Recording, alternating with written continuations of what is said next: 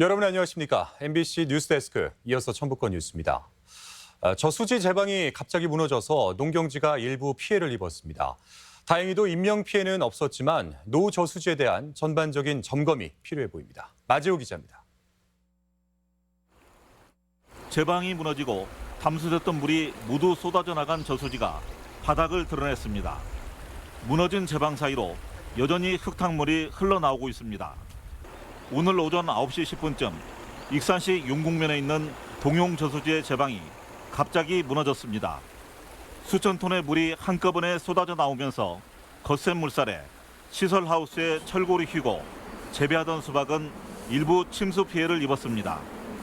수확이 끝난 밭에도 급류가 휩쓸고 지나가 흥건하게 변했습니다. 물이 넘치는 걸로만 상상하고 수목을 가서 어머니하고 저하고 뭐 어떻게 해보려고 했는데 그때는 이미 벌써 우저작작작 하면서 지진 난 것 마냥 벌어지더라고요. 그때 우리가 피신 안 했으면 저희는 진짜 어머니하고 저하고 난리 났습니다. 익산시는 농수용 배수로의 옆쪽이 장시간 침식되면서 제방이 무너진 것으로 보고 있습니다. 익산시는 정확한 원인 파악에 나선 한편 장비를 동원해 긴급 보수 작업에 나섰습니다. 매몰된데 그런 거 좀 걷어내고 있고요. 그다음에 이제 제방을 더 이상 안 무너지도록 지금 보수하고 있어요. 무너진 저수지는 1940년도에 축조된 낡은 저수지입니다. 다행히 제방 아래쪽에서 농산일을 하던 사람이 없어서 인명 피해는 없었지만 여름철 집중호우와 태풍을 앞두고 있어 노후 저수지에 대한 전반적인 점검이 필요해 보입니다. MBC 뉴스 마지호입니다. 해수욕장이 개장을 시작한 가운데 방역당국이 코로나19 확산 방지에 주력하고 있습니다. 전라북도에 따르면 군산 선유도 해수욕장이 오늘 개장한 데 이어 고창 지역은 오는 9일, 부안 지역 5개 해수욕장은 11일 개장해서 다음 달 16일까지 운영합니다. 전라북도 방역당국은 해수욕장에서도 2m 이상 거리 두기와 마스크를 착용하도록 했으며 손소독제 비치와 소독, 환기 등을 실시하고 탈의실과 샤워시설은 가급적 개인 숙소 시설을 이용하도록 권장하고 있습니다. 경찰이 여름 휴가철을 맞아 고속도로 음주운전 특별단속에 나섭니다. 전북지방경찰청은 이번 달부터 2달 동안 피서객이 집중되는 계곡이나 캠핑장 인근의 고속도로 요금소 입구에서 음주운전을 집중 단속하겠다고 밝혔습니다. 또한 휴게소에서는 화물 차량 운전자를 대상으로 수시로 음주 단속에 나설 계획입니다.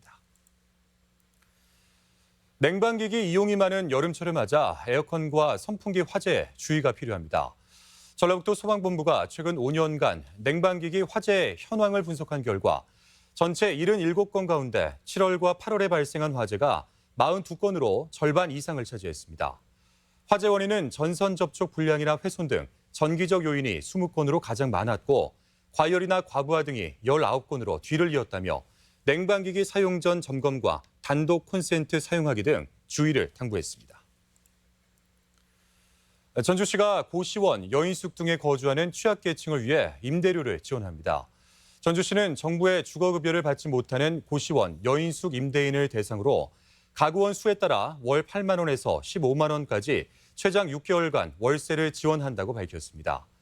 전주시는 주거 취약계층이 공공임대주택으로 이주할 수 있도록 지원 사업도 펼치고 있습니다.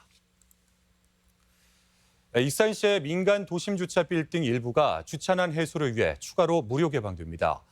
111대 규모의 만석 빌딩은 24시간, 95대 규모의 영등 주차장은 주말과 휴일에 무료로 사용할 수 있으며 이로써 무료 개방 주차장은 12곳으로 늘었습니다. 익산시는 주차난 해소를 위해 앞으로 주차장을 무료 개방하는 교회와 아파트 등에는 최대 2천만 원을 들여 5개 보안 등과 방범시설을 지원하기로 했습니다.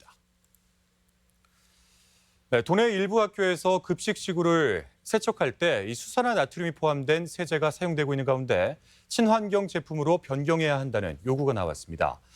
도의회 최용규 의원은 도내 127개 학교에서 복지부의 지침에 따라 강한 염기성 물질인 수산화 나트륨이 함유된 식기세척제를 사용하고 있다며 친환경 제품으로의 변경을 주장했습니다.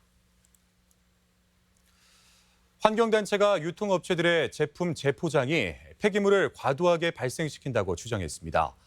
전북환경운동연합 등은 전체 생활 폐기물 중 포장 폐기물이 57%에 육박하고 있지만 대형마트에서 묶음 판매 등을 이유로 과도한 2차 포장을 하고 있다며 자발적인 대책 마련을 촉구했습니다. 또한 구매 시 할인가 적용이나 띠지 활용 등 대안이 있음에도 환경단체들이 묶음 할인을 금지하는 것처럼 왜곡하고 있다며 이를 중단할 것을 주장했습니다. 국민연금공단이 기초수급자 가운데 등록 장애인들의 근로능력평가용 진단서 발급 비용을 지원하기로 했습니다. 이는 기초수급자들이 경제적 부담 등으로 병원 진단 서류를 적기에 발급받지 못해 기초수급에서 제외되거나 혜택을 받지 못하는 경우가 많아 이를 돕기 위한 것입니다. 국민연금공단은 연말까지 신청하면 올 한 해 동안 지출한 비용에 대해 1인당 최대 10만 원까지 지원하기로 했습니다. 학교 내 산업재해 예방과 안전을 위해 교육 컨설팅이 강화됩니다. 전라북도 교육청은 등교 개학 이후 학교 5곳에서 유해 위험 요인을 파악해 개선 방안을 안내했고 이달에는 8개 학교를 방문해 산업재해 예방 컨설팅을 진행할 계획이라고 밝혔습니다. 전북권 뉴스였습니다.